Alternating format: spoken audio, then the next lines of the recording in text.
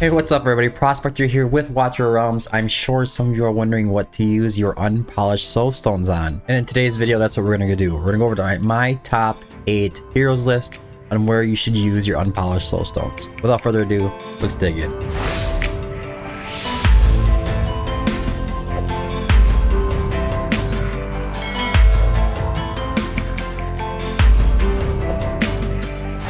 Alright, so unpolished soulstones. If you don't know what I am talking about these guys right here.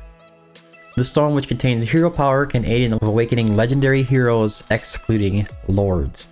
That means any normal legendary, you can use these unpolished legendary soulstones, and that includes Ajax and Yimet. What I'm not talking about is the other legendary soulstones. These soulstones should be priority to Praetus, Ingrid, and Valoran. I can't really think of any other unit that you'd use them on. Those are the 3 that I think you should be using them on, period. Now, where do these come from? There's a few different places to get them. The top 4 chests of Guild Boss Nightmare 4 and the top 2 chests in Guild Boss Nightmare 3. So you need to get 6,500 on either Nightmare 3 or Nightmare 4 daily to have a chance of picking up one of these soulstones, but they are super rare, so you don't want to just burn them on any old unit. There is also a few that come to you through the Odyssey quests, and there's also a new achievement that just released yesterday where you clear stage 10 of the 2 geared dungeons. You used to get yourself an unpolished legendary soulstone. It's a really good reward for getting that done. But anyways, with that all being said, I want to drop a full disclaimer. Where you use your items and your soulstones is up to you. You're going to have your own opinions on where to use them. And this is not a biased list. This is more of an ethical kind of list. When I came up with this list, I was thinking, what heroes could I drop these soulstones in? And nobody could just look at me and say, you're an idiot. and that's what we're really going for. Now, there's a lot of things to be taken into consideration, like the rarity of the heroes, the abilities of the heroes, how strong the heroes are, and how game changing they could be on your account. But I can't tell you how they will change your account in like a general aspect. But here we go with my top 8 heroes. Number 1 on the list is going to be Ajax. Why? Why do I say putting Ajax on the list? Well, he's really hard to get. I think he's one of the most useful heroes in the game as far as being a mage, doing burning, slows, defense breaks, all of those good things all packed into one unit. He helps you a lot in PvP, which is another kind of disclaimer, is if you're not interested in PvP, then you just kind of skip to the next hero on the list. Now, awakenings that you're going to be shooting for are going to be Awaken 1, Awaken 3, and Awaken 5. Those are going to be the most game-changing awakenings for you. But if you were to sink a soulstone into Ajax, nobody could really fault you for it. He is of the unnameable faction, which is units that are really hard to get and some of the most useful. Number 2 on the list is Yimet. Yimet, yes, he's a very good unit. He has the ability to be a fighting unit.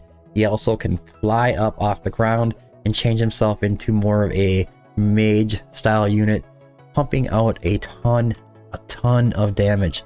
He also has the ability to have bond skills with Anora, but his Awaken 1, his Awaken 3, and Awaken 5 are crucial in just changing the power of this hero. If you use him a lot, or if you do have him and you like him a lot, I couldn't fault you for putting a soulstone into him. Now, moving on to the next 2 heroes.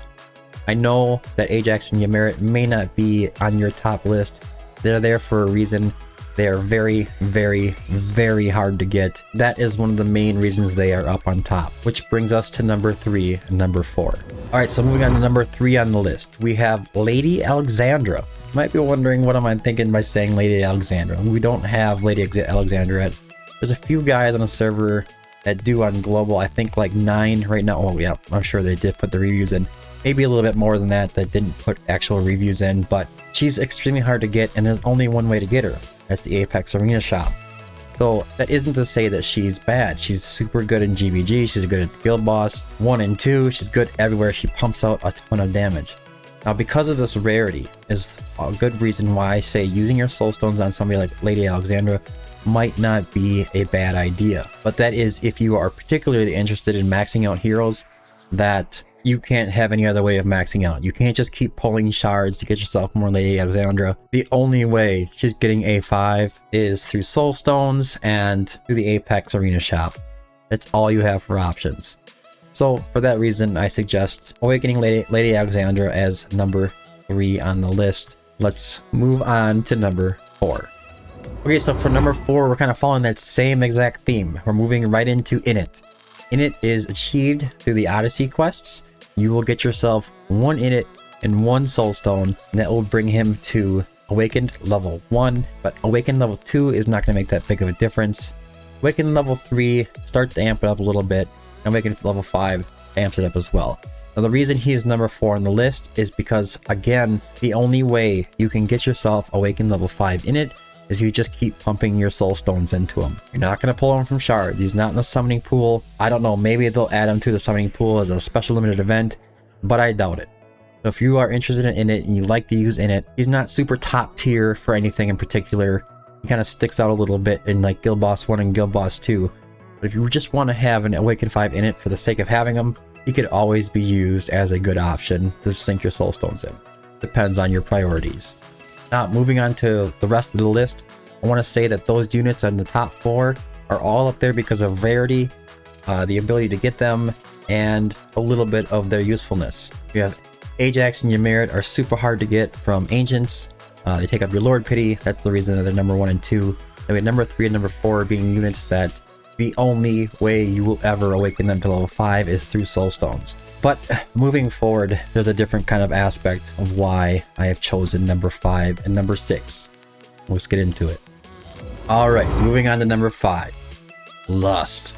Lust for your general people is probably going to be your number 1 choice for using your Unpolished Legendary Soulstones on. I can't think of a better use case. I have no interest. I do have Ajax. I have no interest in boosting up those heroes just because they're rare, but I had to put them on the list because of that reason. This is where the real list starts, and this is where you should be using these Soulstones. So Lust is coming in at number 5.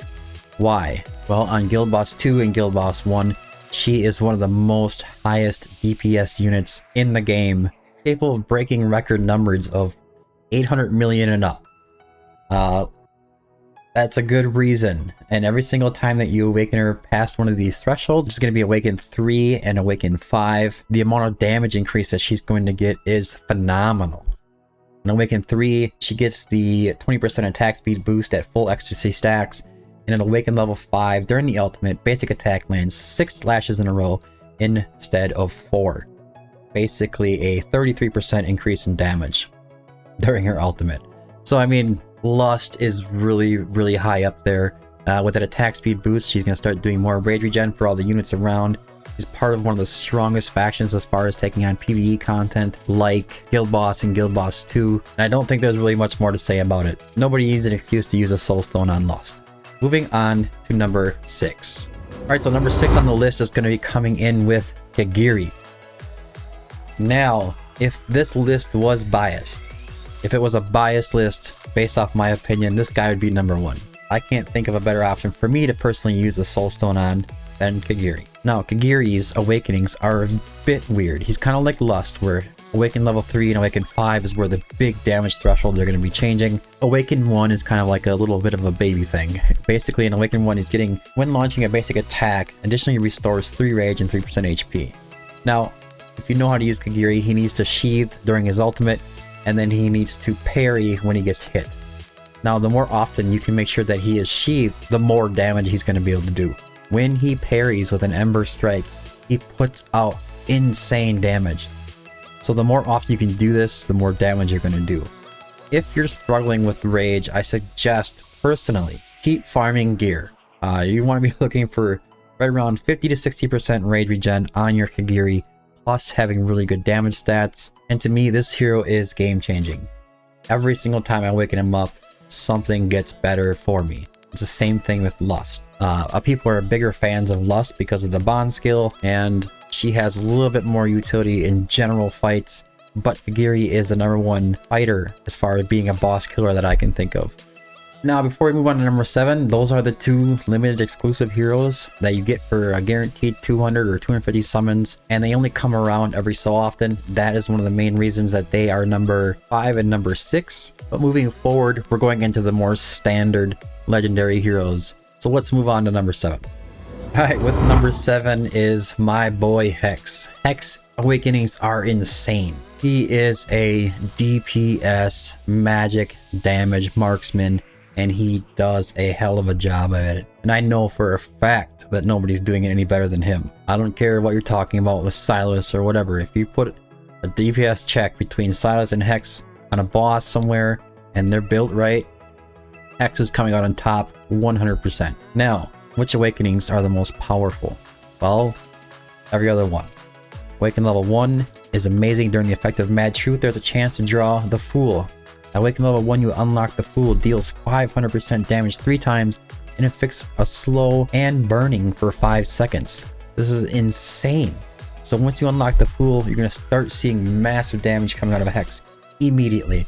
So if your Hex is A0 and you want to awaken level 1, you're stuck on Guild Boss 1 or whatever, don't feel bad about putting a Soulstone into Hex. Awaken level 2 is just an attack boost, not really a big deal. But Awaken level 3, during the effect of Mad Truth, performing basic attack against targets inflicted with burning extends the duration of Mad Truth by 1 second, up to a maximum increase of 30 seconds. So now you're pretty much guaranteed he's going to stay in his ultimate form at Awaken 3 for an extra 30 seconds. So this is insane. He will get it in Guild Boss 1. In Guild Boss 1, if you build your team right, a little bit of rage regen kind of comp, he will stay in ultimate form the whole fight. You'll never see him drop out of it, and if he does, it's just long enough for you to activate it again. That's all that's happening here. Awaken 4 is extra penetration.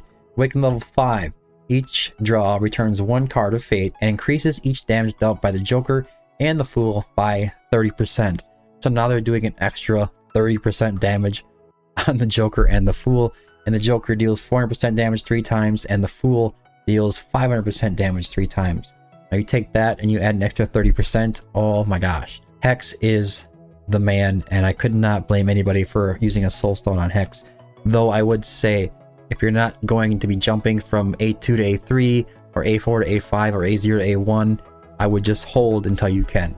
You might decide to use it somewhere else later on. And with that, we'll go right into number 8. Silas. Now Silas is kind of a weird one to be using Awakenings on. If you have him bonded and he's fully skilled out and he's good to go, you don't really need to awaken him much further for anything unless you just want to. And he's a bit of a rare unit to get, so it's not a terrible option as far as all the rest. Now, where is Silas useful? Everywhere. If you can put Silas down, take down a tanky unit, he's the best at it, especially in most of the PvE content where it's just normal stages. Just put him down and take down anybody you want to. Which awakenings are the most powerful? On Awaken level 1, increases attack speed by 100 when Shadow Cloak is in effect. Shadow Cloak is his ultimate, so he gets an extra 100 attack speed during his ult.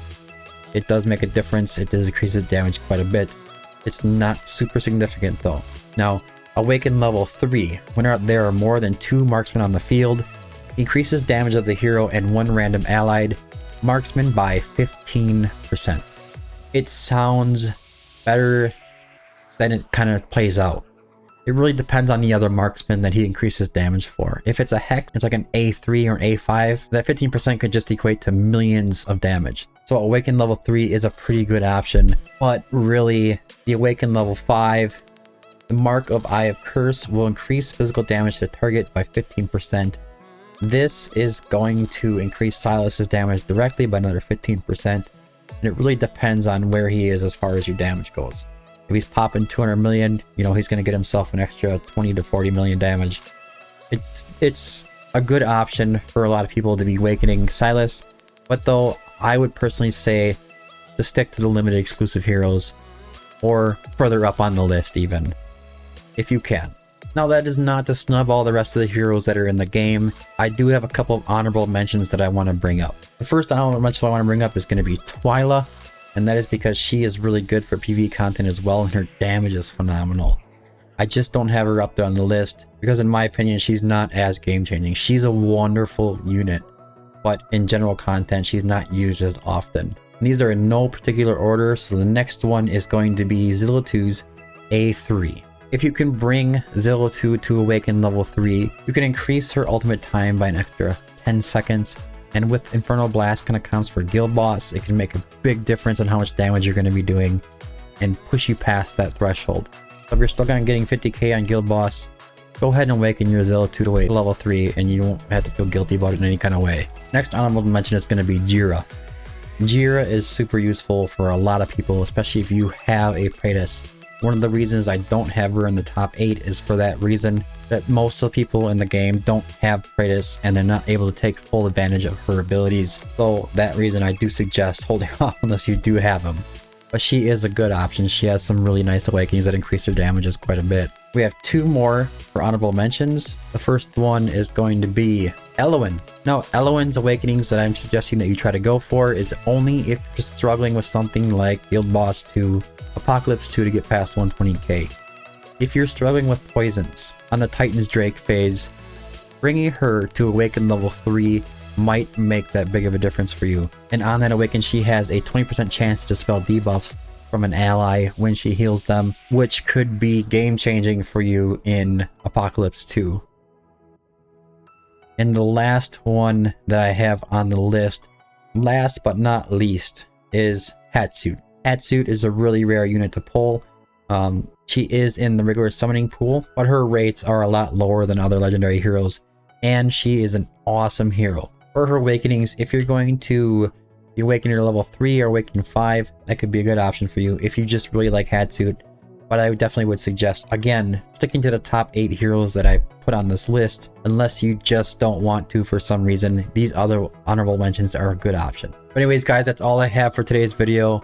If you liked it, don't forget to like and subscribe. I am going to be posting this list up in the Discord and try to keep it updated the best I can. So don't forget to join, especially if you're looking for hero guides, stage guides, takeovers, whatever you may need, and just a great community to boot with 500 plus people now on the Discord, and we're always happy to keep growing.